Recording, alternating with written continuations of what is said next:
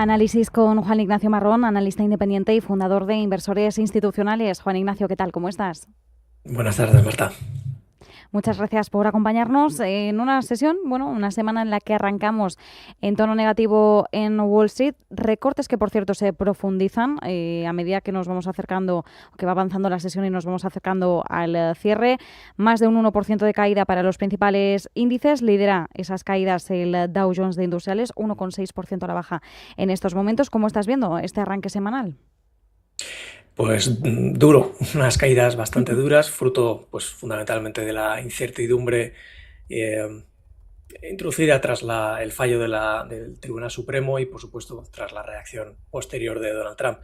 El que haya subido el gravamen global del 10 al 15% durante el fin de semana pues no hace más que crear mayor incertidumbre y donde deja pues un poco en el limbo los acuerdos que había firmado anteriormente con buena parte de los países, con al menos los principales, que son los que pueden tener más implicaciones para el mercado.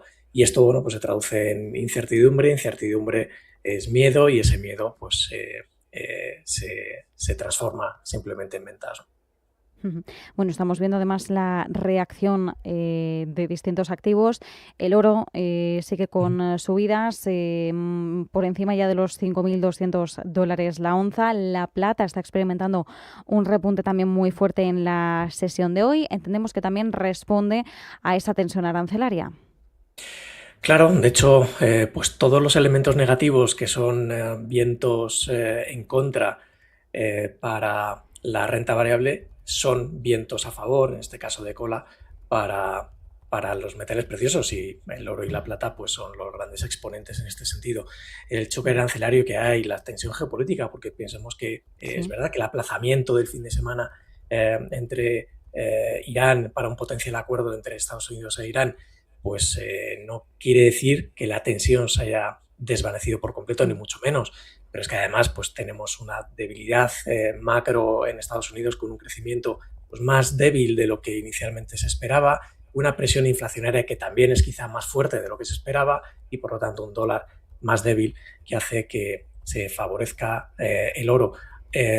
Por supuesto la plata también, pero es que además si le añadimos los flujos institucionales y de los bancos centrales, pues eso hace que sigamos estando pues, en buenas oportunidades, sobre todo pensando en el medio y en el largo plazo. Si tuviéramos que hablar de un escenario ahora de cara al oro, de cara a la plata, Juan Ignacio, ¿la expectativa es de subida teniendo en cuenta este entorno? Desde luego es lo que nosotros estamos esperando. Te digo más, las probabilidades asociadas al performance que puedan tener el oro y la plata para el próximo año siguen siendo muy favorables. Estamos hablando de que una probabilidad superior al 65% estaría haciendo nuevos máximos históricos el oro y subidas superiores al 20% para la plata con una probabilidad del 75%. Son probabilidades muy superiores a tirar una moneda del 50%, con lo cual yo creo que el escenario sigue siendo muy, muy positivo porque realmente no ha cambiado nada. Las caídas que hemos visto en el mes de enero yo creo que son sobre todo buenas oportunidades pensando en ese medio largo plazo. Si estamos pensando en hacer operaciones de muy corto plazo, pues desde luego estamos asumiendo un riesgo que probablemente no compensa. Pues gran peso de esas probabilidades a favor de que efectivamente se mantengan esas subidas, sigamos viendo cómo se revalidan máximos en ambos metales. Y luego, pues tenemos Bitcoin, escenario contrario, ¿no? En este caso, la incertidumbre sienta muy mal. Vemos caídas también ante esa incertidumbre arancelaria. Como bien decías, la nueva tensión política de Estados Unidos e Irán tampoco favorece mucho, ¿no? a mejorar el entorno de certidumbre, de certezas para los inversores. Claro, para Bitcoin tenemos el escenario, como decimos, contrario, y por tanto, la expectativa, ¿cuál sería? Pues de momento, mucha prudencia ante lo que pueda pasar. ¿Por qué? Pues porque todo apunta a que en principio el famoso cripto invierno no ha terminado.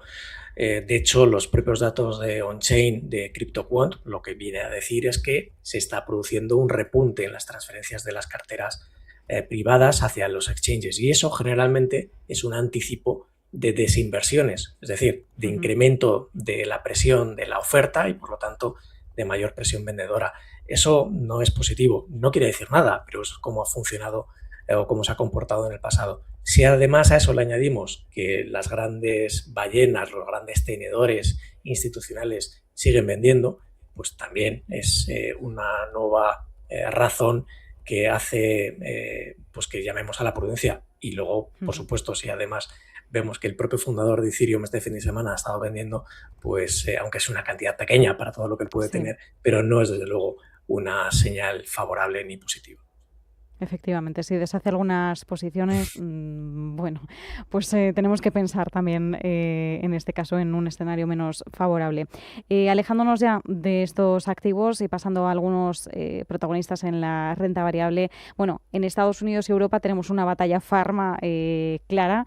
Hoy veíamos como Eli Lilly subía, pero Novo Nordisk se hundía de forma estrepitosa en el parqué. Bueno, estamos en un momento en el que efectivamente se acelera y se maximiza esa competencia por un sector clave, revulsivo para la industria farma en estos momentos, que es todos aquellos medicamentos contra la obesidad asociados a la base que es la GLP-1. Más allá de esto, bueno, pues inversiones interesantes que estén haciendo o apuestas una y otra farmacéutica. ¿Cómo estás viendo esta cara y cruz que nos presentan tantos y tantos días Eli Lilly y Novo Nordisk? Tal cual, cara y cruz. Yo creo que ese es el mejor resumen. Yo creo que a Eli Lilly se le ha juntado todo de forma muy favorable y a Novo Nordisk todo lo contrario. El último ensayo clínico pues, no ha sido tan positivo como se podía esperar y eso pues, se ha traducido en una percepción muy negativa por parte del mercado, haciendo que se produzcan caídas muy, muy severas, superiores al 10-12%, incluso al 14%, y eso pues, ha lastrado a índices como el Eurostoxx. Eli Lilly todo lo contrario. Fíjate que ya no es solo que tiene una cuota de mercado especialmente positiva, que además se refuerza después de que efectivamente pues, Novo Nordisk el resultado no haya sido tan bueno, sino que además la propia FDA le aprueba un bolígrafo de cara a que pueda facilitar las dosis de este tipo de medicamentos a los pacientes, con lo cual pues es doble noticia positiva.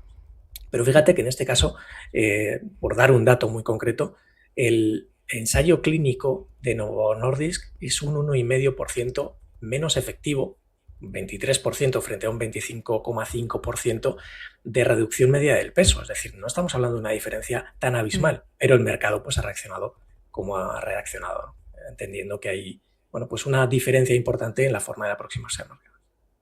¿Podríamos hacer una lectura quizás de sobrereacción, por tanto, atendiendo a estos detalles? Desde luego, yo lo entiendo así. Creo que un 1,5% estadísticamente no es significativo, generalmente cuando estamos hablando de ensayos de esta magnitud, y por lo tanto yo creo que hay una sobrereacción. Veremos qué ocurre también en las próximas sesiones. Efectivamente, veremos qué es lo que ocurre. Un mercado altamente competitivo en estos momentos. Estamos viendo también cómo otros players, ¿no? del sector están intentando meter la cabeza. Bueno, y recordemos también lo que ha ocurrido con Hims & Hers, ¿no? que le han tumbado esa propuesta a priori más barata siguiendo la misma dinámica que ya tenía Novo Nordisk. En fin, que hay muchos que lo están intentando. Puede salir bien, puede salir mal, como ha sido el caso de Hims & Hers, pero desde luego es un mercado muy interesante, con alta proyección, y veremos también cómo se va moviendo y cómo los inversores y el mercado van interpretando todas estas jugadas. Bueno, pues nos quedamos con esta lectura y con este análisis. Como siempre, muchísimas gracias, Juan Ignacio Marrón, analista independiente, fundador de Inversores Institucionales. Un placer.